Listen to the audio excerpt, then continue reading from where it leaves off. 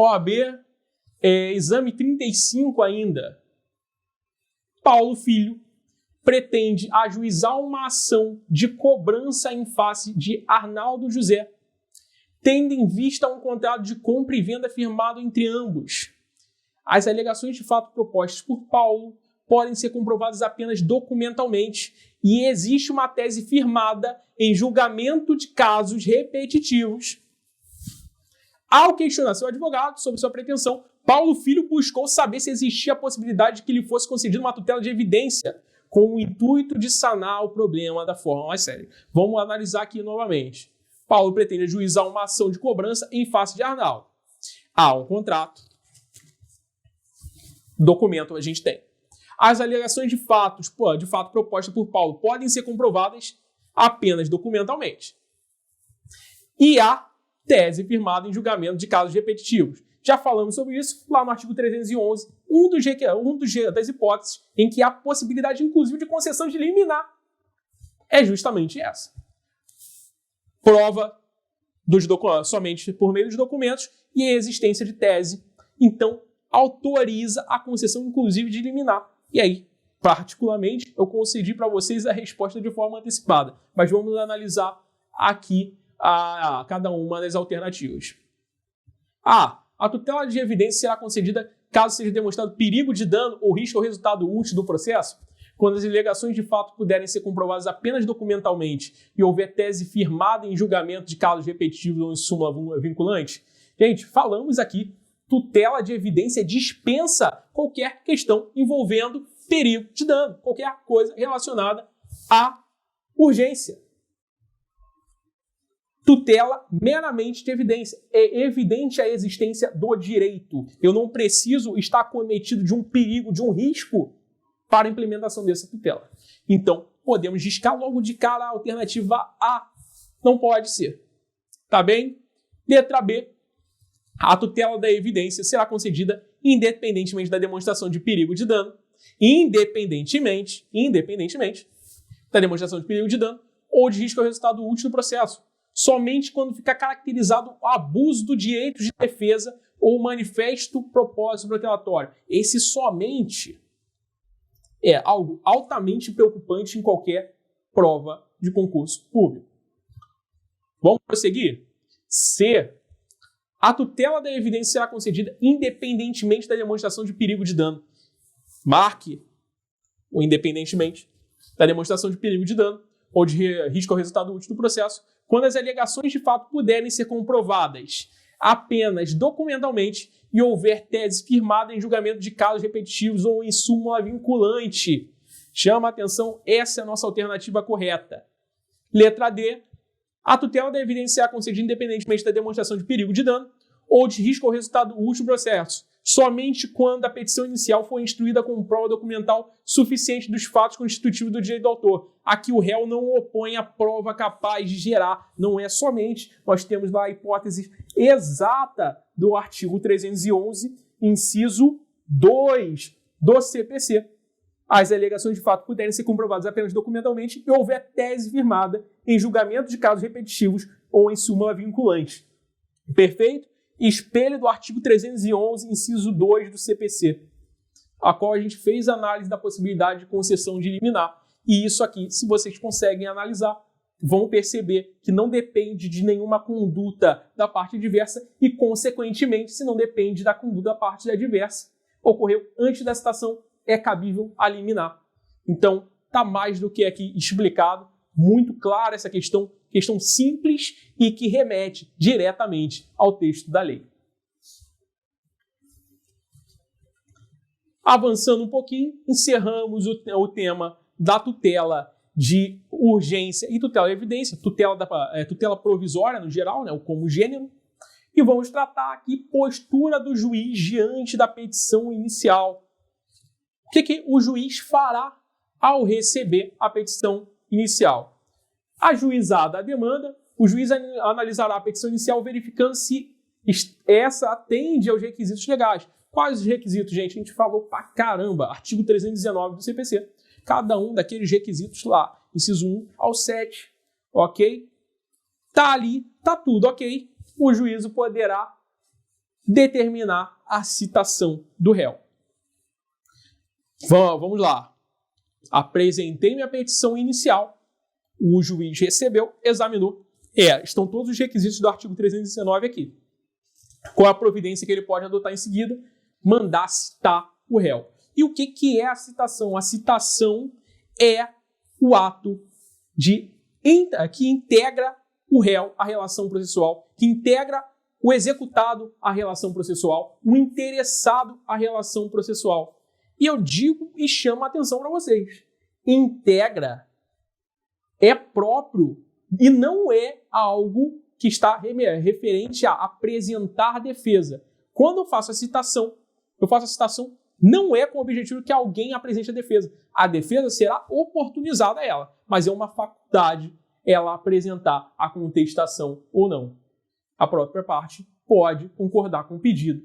Inclusive, ela recebe benesse da lei se ela fizer dessa forma. Reconhecimento do pedido, como a gente pode extrair do CPC, faz até mesmo redução de honorários comerciais.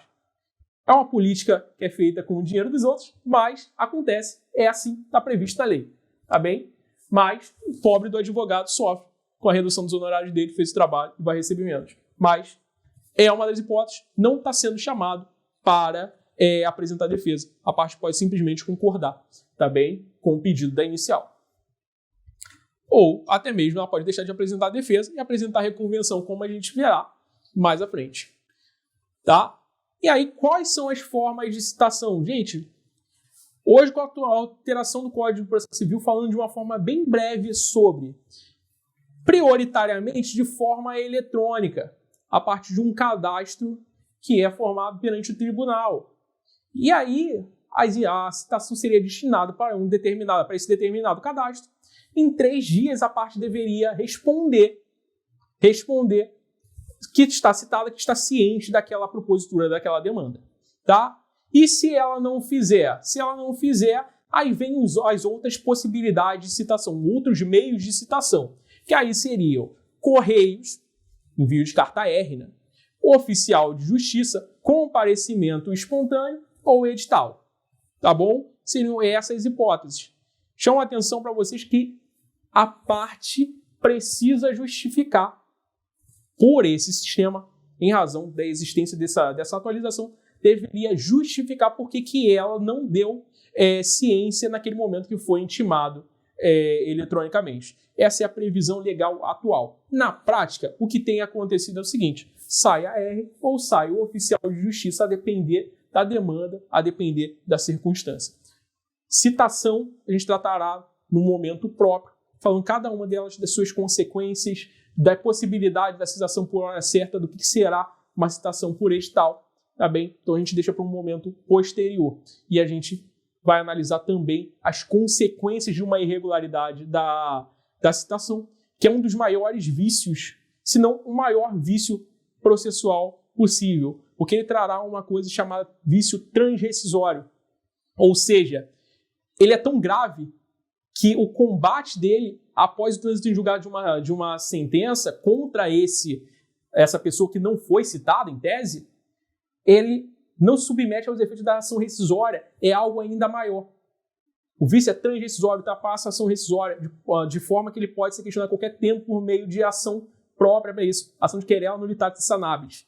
Ok? Então, no momento adequado a gente conversa sobre isso. Mas, nesse momento, vamos analisar a postura do juiz diante da petição inicial. Então, aqui no 2, a gente colocou aqui, verificar a existência de vício. Verificou a existência de vício, a gente já falou que há a possibilidade de saneamento desse vício. Petição inicial, veio faltando algum tipo de pedido, não veio a opção pela mediação, conciliação, deixou de apresentar algum dado importante, deixou de apresentar, por exemplo, o endereço de e-mail da parte, que hoje é requisito da petição inicial, que hoje não, desde 2016, desde quando entrou em vigor, mas que está lá como um dos requisitos da petição inicial. Deixou de apresentar, o juiz está irregular, vai mandar emendar, vai mandar regularizar a sua petição inicial. Então, a gente pode concluir que esse vício é um vício sanável. Há a possibilidade de saneamento desse vício. Está lá no artigo 321 do CPC e o prazo é de 15 dias. Porém, Porém, há a possibilidade de que a parte vicinete não faça nada. Tem consequência, Emerson? Tem consequência sim, está no parágrafo único do artigo 321. Haverá um indeferimento da petição inicial. Parte foi intimada, devidamente intimada, para corrigir aquele determinado erro. Não fez, ficou inerte, indeferimento da petição inicial, a aplicação de uma sentença sem resolução de mérito, lá do artigo 485 do CPC. Indeferiu a petição inicial, acabou o processo. Wenderson, posso recorrer? Pode recorrer. Você pode recorrer. E qual recurso seria cabível aqui? Olha, como eu falei, uma sentença sem resolução de mérito é cabível apelação na forma do artigo 1009 do CPC. Só que aqui a gente precisa fazer uma ponderação, porque aqui há uma diferença das sentenças que são prolatadas no momento adequado. Depois que teve toda a instrução do processo, depois que veio a defesa do réu, tudo foi feito dentro do procedimento. Há uma clara diferença aqui. Depois que veio o indeferimento da petição inicial e eu quero apresentar o recurso de apelação do artigo 1009, aqui tem um efeito que não é natural da apelação, mas que vai existir nessa hipótese, e é o efeito regressivo. Alguns casos são chamados também efeito iterativo, que está previsto lá no artigo 331 do CPC. Primeiro, vamos analisar aqui o conteúdo do 331, porque o 331 trata diretamente do indeferimento da petição inicial. Wenderson, o que é esse efeito regressivo? Simplificando, possibilidade do juiz se retratar da decisão dele. Você apresentou a sua apelação, seu recurso de apelação, falando, olha só, não existe esse vício aí que você está dizendo que tem. Você está dizendo que está faltando um requisito, mas esse requisito está aqui. Você está extinguindo essa ação de forma equivocada, você está indeferindo a petição inicial de forma equivocada. E aí você trouxe sua apelação. O que o juiz vai poder fazer? Num prazo de 5 dias, esse prazo é impróprio. O que eu quero dizer com isso? O prazo impróprio é aquele prazo em que não há consequência para o juiz se ele ultrapassar. Até porque se a gente tivesse juiz sendo punido por passar do prazo, a gente não teria juiz aqui no Brasil. Mas, enfim, é um comentário. Vamos prosseguir. Ele tem a possibilidade de se retratar, e isso quer dizer que ele mesmo pode se retratar daquela decisão que ele trouxe. Não, realmente, esse vício não existe. Essa petição inicial tem que continuar, e aí a gente vai para aquele procedimento aqui do número 1, que é prosseguir com a citação do réu para que continue essa ação. Ele venha, se ele quiser, apresente sua defesa, ou vai se citar para que seja participado da audiência de conciliação, tá bem? Mas, de toda forma, prossegue o procedimento, tá bem? Então, petição inicial, veio com algum problema nessa petição inicial, a gente tem a possibilidade de saneamento. Se a gente não saneou essa petição inicial, se a gente não resolveu aquele vício que o juiz retratou, para a gente, essa petição inicial vai ser indeferida, o que traz a possibilidade de eu fazer o recurso de apelação no artigo 1009 do CPC, que dessa vez terá um efeito a mais, que será a possibilidade de retratação. Essa sentença do indeferimento da petição inicial é uma sentença sem resolução de mérito, a sentença terminativa, artigo 485 do CPC, 485 do CPC. Porém, há uma outra possibilidade. O juiz recebeu a petição inicial e ele já analisou imediatamente por meio da aplicação da improcedência liminar do pedido. Perceba, o nome fala bem claramente. Improcedência liminar do pedido quer dizer que ele analisou efetivamente o mérito da ação. Efetivamente analisado o mérito da ação, isso aqui traz uma produção de uma coisa julgada material. Ele observou todos os pedidos. Se tinha um pedido de dano moral, ele vai rejeitar aqui. Não é uma sentença sem resolução de mérito. Não é uma sentença que vem em razão de um vício do processo. Não, é porque o juiz já analisou diretamente o seu pedido. E ele, em algum caso, ele vai estar em contradição, algum precedente vinculante, aquele que a gente já conversou lá do artigo 927 do CPC, ou mesmo já vai ter ocorrido o fenômeno da prescrição e da decadência, tá bem? Então, aqui na improcedência liminar, ele analisou efetivamente o mérito da ação, gerando uma sentença do artigo 487 do CPC. Ou seja, sentença definitiva com resolução do mérito. Com resolução do mérito. Porém, a circunstância aqui é a mesma. Saiu essa sentença, você pode recorrer da mesma forma, por meio do recurso de apelação lá previsto no artigo 1009. E aqui também terá da mesma forma a possibilidade do efeito regressivo, a possibilidade de retratação pelo juiz no prazo de 5 dias, conforme dispõe o artigo 332, parágrafo 3º do CPC. Vamos fazer uma análise desse artigo para que a gente possa observar as hipóteses onde pode ocorrer a improcedência liminar do pedido. Vou adiantar para vocês, a improcedência liminar do pedido será possível nas causas que dispensem a fase instrutória. Eu preciso ter uma ação em que não vai precisar da fase instrutória. Tá bem? Assim a lei diz. Vamos lá?